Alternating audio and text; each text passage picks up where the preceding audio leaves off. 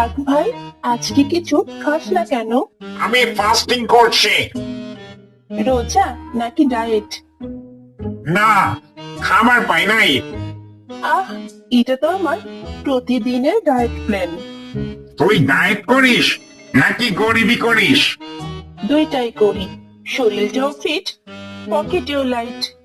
আমি না খেলে পেট পরিষ্কার থাকে। পেট তো পরিষ্কার, এখন কি মাথাটাও ফরমেট করবি? চল চ্যালেঞ্জ করি, কে বেশি সময় চুপ থাকতে পারে। ঠিক আছে, তুই হারলি। কিভাবে? কারণ আমি হইতেও হারতে চাই না। পরে দিয়ে কিছুই হবে না, চল খাবার খুঁজি। ঠিক আছে, তবে খাবার পেলে তুই ডায়েট করবি আর আমি খাবো। তুই তো আসলেই বাপ্পা। ধন্যবাদ, এটা আমার স্কিল সেটের জন্য।